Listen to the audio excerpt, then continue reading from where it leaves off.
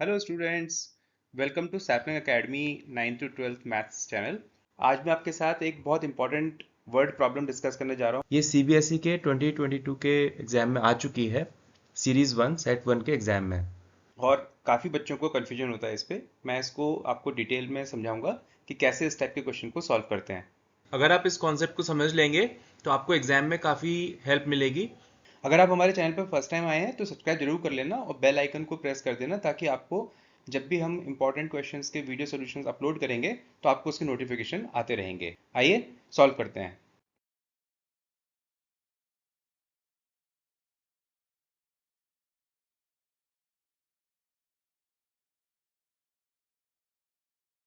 Question क्या कहता है? The angle of elevation of the top of a tower 24 metre high from the foot of another tower in the same plane is 60 degree.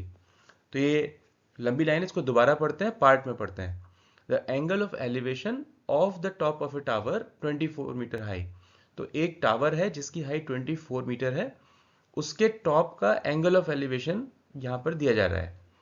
और कहाँ से? From the foot of another tower, यानी दो tower हैं, एक 24 metre high है और एक दूसरा टावर है। तो दूसरे टावर के फुट से, यानी उसकी बॉटम से 24 मीटर हाई वाले टावर के टॉप का जो एंगल ऑफ एलिवेशन है वो 60 डिग्री है। इन द सेम प्लेन का क्या मतलब हुआ कि दोनों टावर एक ही बेस पर हैं, दोनों की डिफरेंशियल हाइट नहीं है, दोनों एक ही बेस पर खड़े हुए हैं। एक की हाइट नहीं दी गई, एक की हाइट 24 मीटर दी गई। The angle of elevation of the top of the second tower from the foot of first tower is 30 degree. तो अब क्या हुआ? पहला टावर कौन सा है? 24 मीटर हाई, जिसकी हाइट हमें दी हुई है। अब उसकी बॉटम से, यानी उसके फुट से दूसरे टावर की टॉप का, दूसरा टावर क्या है जिसकी हाइट हमें नहीं दी है, उसके टॉप का जो एंगल ऑफ एलिवेशन बन रहा है वो 30 डिग्री है। ये हमें दिया हुआ है। हमें क्या निकालना है? Find the distance between the two towers and the height of the other tower. तो दोनों टावर के बीच की डिस्टेंस कितनी है वो हमें निकालनी है, और जो दूसरा टावर था जिसकी हाइट हमें नहीं दी थी वो हाइट हमें निकालनी है। Find the length of the wire attached to the tops of the both of the towers. तो अभी क्या है, दोनों टावर को अगर टॉप्स को आपस में एक कॉर्ड से बांध दिया जाए, ठीक है, कब होता है ऐसा? समझो किसी ने केबल टीवी लगवाया और केबल वाले ने वहां से केबल बांधी दूसरे पे, तो कितना लंबा वायर लगेगा दोनों टॉप के बीच में। तो इस टाइप के क्वेश्चन को सॉल्व करने से पहले इसकी थोड़ी अप्रोच समझ लेते हैं किस तरह से किए जाते हैं। तो सबसे पहले इस क्वेश्चन का एक नीट डायग्राम बना लो। अगर क्वेश्चन में नहीं दिया है तो अपने लिए एक अच्छा सा डायग्राम बना लो पहले तो, ताकि उसके क्वेश्चन के जो फाइन न्यूएंसेस हैं वो आपको क्लियर हो जाए। जो अननोन्स हैं उनके बीच में हम रिलेशन निकालेंगे और सॉल्व करेंगे, ताकि हमारी वैल्यूज निकल आए किनकी जिनको हमें नहीं पता है। यही होता है इस क्वेश्चन को सॉल्व करने का सक्सेस मंत्र। इसको कैसे प्रैक्टिस करते हैं आइए मैं आपको सिखाता हूँ। मैं आपको सजेस्ट करूंगा इस वीडियो को यहाँ पर पॉज करें, इस क्वेश्चन को पेपर पेन लेके सॉल्व करिए, और फिर वीडियो को कंटिन्यू करके आप सॉल्यूशन चेक कीजिए कि आपका और मेरा सॉल्यूशन सेम आया या नहीं, और मेथड भी चेक कीजिए। आइए स्टेप बाय स्टेप शुरू करते हैं। सबसे पहले फर्स्ट लाइन का first part, the angle of elevation of the top of a tower 24 metre high. अब देखो राइट साइड में देखो, यहाँ पर एक टावर हो गया ए बी, ठीक है। इस ए बी की हाइट हमें कितनी दी है? 24 मीटर, ठीक है, ये टावर हो गया हमारा। अब नेक्स्ट क्या बोल रहा है?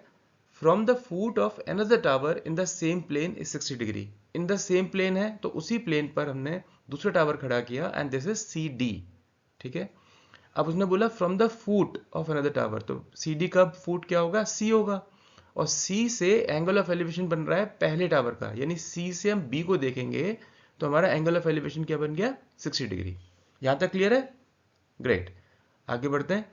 The angle of elevation of the top of a second tower from the foot of the first tower is 30। अब फर्स्ट टावर क्या है? ए बी, उसका फुट क्या हुआ? ए। अब ए से सेकेंड टावर के टॉप का, सेकेंड टावर का टॉप क्या है? डी, यानी ए से डी का जो एंगल ऑफ एलिवेशन है वो कितना बन रहा है? 30 डिग्री, ठीक है। तो ये हमारा हुआ डायग्राम। जहां तक उन्होंने हमें फैक्ट्स दिए हुए हैं उसके बीच में हमने ये डायग्राम बन गया। आगे चलते हैं। हमें क्या निकालना है? Distance between two towers. अब एक टावर है ए बी, एक टावर है सी डी, दोनों के बीच की डिस्टेंस कौन सी हुई बच्चे? मान लो कि वो डिस्टेंस डी है, तो डायग्राम में हम दिखाएंगे ए सी जो है वो डिस्टेंस डी हो जाती है। हमें इस डी की वैल्यू निकालनी होगी, ठीक है। आइए सॉल्व करना शुरू करते हैं। सबसे पहले लेते हैं ट्रायंगल ए बी सी। कौन सा वाला हुआ? ये ट्रायंगल ए बी सी। इसमें हमारा एंगल ऑफ एलिवेशन बना हुआ है 60 डिग्री सी से बी की तरफ का। तो इस ट्रायंगल में हम अगर 1060 लें तो 1060 की वैल्यू क्या होगी बच्चे, हाइट अपॉन बेस। हाइट क्या है ए बी और बेस क्या है ए सी। तो वैल्यू पुटअप करते हैं। 1060 की वैल्यू क्या होती है √3, ए बी की वैल्यू हमें दी हुई है 24 और ए सी की वैल्यू हमने ले ली डी। इसको सॉल्व करेंगे तो क्या हो गया, d is equal to 24 upon √3 और 24 को हम लिख लें अगर 8 इंटू 3 अपॉन √3 तो d की वैल्यू निकल आती है 8√3 metre. That becomes our answer. तो जो हमसे पूछा गया था कि डिस्टेंस बिटवीन टू टावर्स क्या होगी, तो वो हमारी निकल आई 8√3 मीटर। इसमें एक चीज का ध्यान रखना बच्चों, अगर दिया हुआ है √3 की वैल्यू क्वेश्चन के अंदर कि एज्यूम और टेक √3 इज इक्वल टू 1.73 और 1.732, तो यहां पर जब सॉल्व करोगे आंसर देने के पहले 8 इंटू 1.73 लिख के उसका आंसर निकाल देना। जब √3 की वैल्यू दी हो तो उसको जरूर यूज करना है, अगर नहीं यूज करोगे तो आपका आंसर पार्शियली करेक्ट होगा, फुल मार्क्स नहीं आएंगे।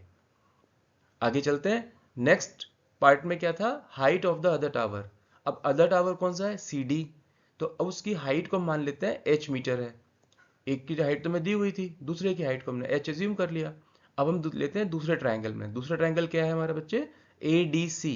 तो ट्रायंगल ADC के अंदर ये हमारा ट्रायंगल हो जाता है और एंगल ऑफ एलिवेशन में 30 दिया हुआ है, तो इसलिए हम 1030 ले लेते हैं। 1030 की वैल्यू क्या होगी, CD अपॉन AC। अब यहाँ पे वैल्यू पुटअप करते हैं। 1030 की वैल्यू क्या होती है 1/√3, CD क्या है h और AC क्या है d। तो इससे हमारा क्या निकलता है, h is equal to d upon √3। अभी पहले वाले पार्ट में हमने d की वैल्यू क्या निकाली थी, 8√3 मीटर। तो उसको हम यहाँ रख देते हैं, तो इससे हमारे √3 कैंसिल हो गए। तो h की वैल्यू क्या निकल आई, h is equal to 8 metre. That becomes our height of the other tower. तो ये दूसरा पार्ट भी हमारा क्लियर हो गया। आइए तीसरे पार्ट पे आते हैं। तीसरे पार्ट में हमसे बोला है दोनों टावर के टॉप्स की डिस्टेंस हमें निकालनी है। अब एक का टॉप क्या है B और दूसरे का टॉप क्या है D। तो हमें क्या निकालना है, लेंथ BD निकालनी है, ठीक है ना। तो इन दोनों को कनेक्ट कर देते हैं। BD मान लेते हैं कि इसकी जो डिस्टेंस है वो L है, ठीक है। अब इसे निकालने के लिए हमें एक ट्रायंगल और फॉर्म करेंगे। वो क्या होगा, हम एक लाइन ड्रॉ करेंगे AC के पैरेलल। वो लाइन D से शुरू होगी और BA को कट करती है E पे, तो लाइन हो गई DE। This DE is parallel to CA, ठीक है। अब इसमें अगर हम देखें तो हमारा एक ट्रायंगल बन गया BDE, ये वाला ट्रायंगल। अब इस ट्रायंगल में इसका हाइपोटेन्यूज है L, बेस है DE और हाइट है BE।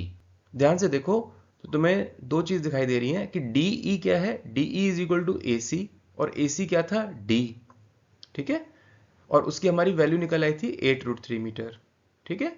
इसी तरह से BE क्या होगा, BE is equal to AB minus AE, diagram से दिखाई दे रहा है हमको, ठीक है। और AE क्या है, AE is equal to CD। तो हमारा BE क्या हो जाएगा, AB माइनस CD।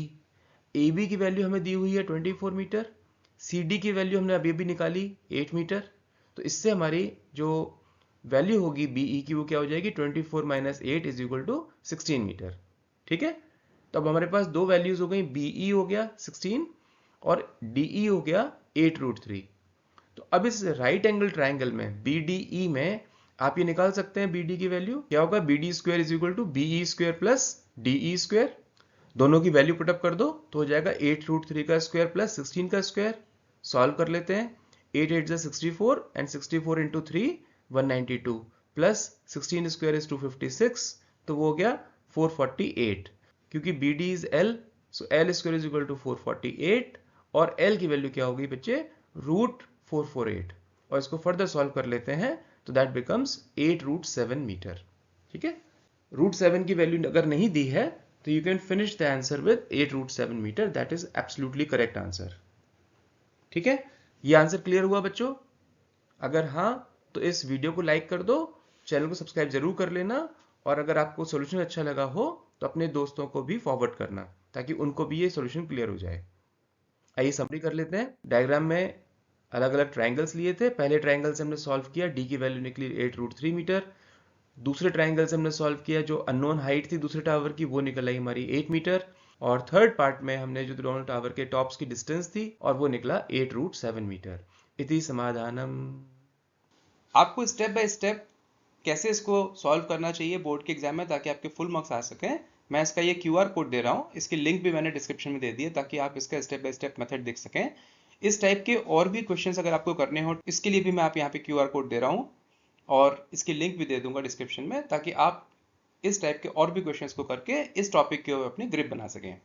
अगर आपने इस चैनल को सब्सक्राइब नहीं किया है तो आप इसे सब्सक्राइब कर लीजिए ताकि आपके पास इस टाइप के वीडियो सॉल्यूशंस रेगुलरली आते रहें। जल्दी मिलते हैं एक नए इंपॉर्टेंट क्वेश्चन के वीडियो सॉल्यूशन के साथ।